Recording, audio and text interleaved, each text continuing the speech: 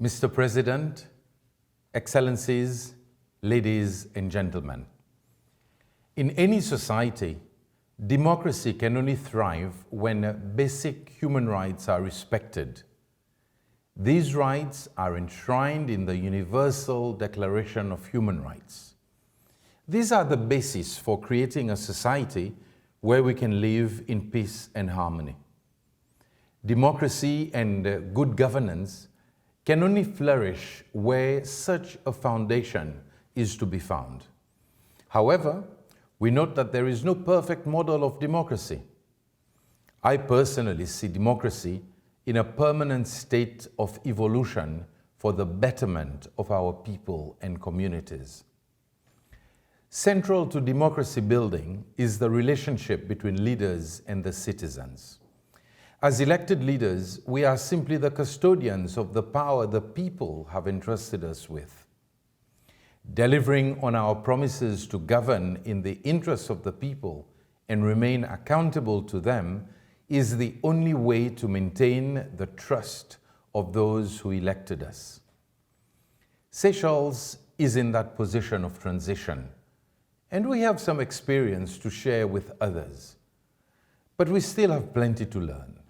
In fact, we are all to learn from best practices around us and from past experience in order to perfect our own system of governance. We are constantly doing that, and this is why on the African continent, we are top on the Mo Ibrahim Index. Transparency International puts us as the least corrupt African country, and we head the Freedom of Media Index. We are trying our very best not to regress, but to move forward.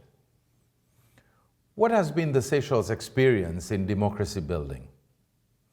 Having been myself involved in it for over 3 decades, I must say that this journey, which started 47 years ago with my country's accession to independence, has been a long, tortuous, and bumpy ride to freedom. Barely 1 year into its existence, our nascent democracy was stifled when a coup d'etat in 1977 ushered in an era of 43 years of undemocratic rule.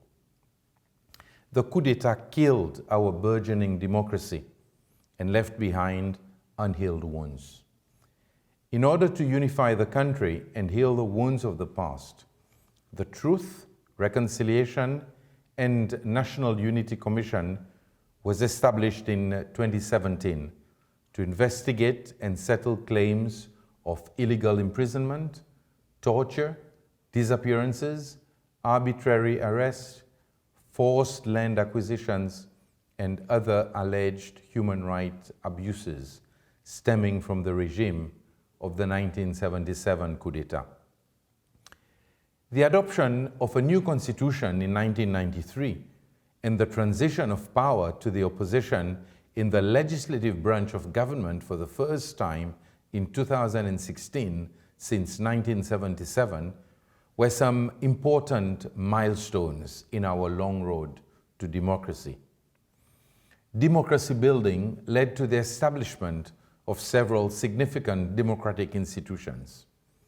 In 1993, for example, the Office of the Ombudsman was created and has since been contributing to the process of good governance, transparency, and accountability. In 2016, the National Assembly of Seychelles passed legislation establishing the first independent anti-corruption commission with investigative powers. In the same year, laws were passed to strengthen the country's legal anti-corruption framework. In 2018, the Seychelles Human Rights Commission, an independent and self-governing body, was formed to promote and protect human rights. The Access to Information Act, adopted in 2018, led to the creation of an information commission with the responsibility to provide government information and resources to citizens for particular disclosures. All these measures and our citizens' aspirations for democracy added momentum to the democratic movement that culminated in the peaceful transfer of power after 43 years of the same party in office following the October 2020 presidential and parliamentary elections. This historical achievement reflects our country's strong democratic values and remains a model to be followed by many other countries. Seychelles is the 12th smallest country in the world in terms of land area. We are also one of the youngest nations, the first human settlement in our country having been established only 2.5 centuries ago. And we have barely half a century of experience in statehood. Despite the bumpy journey, or perhaps because of it, our democracy has come of age. We have a lot to learn from other democracies, but we also have a lot to share from our experience in democracy building.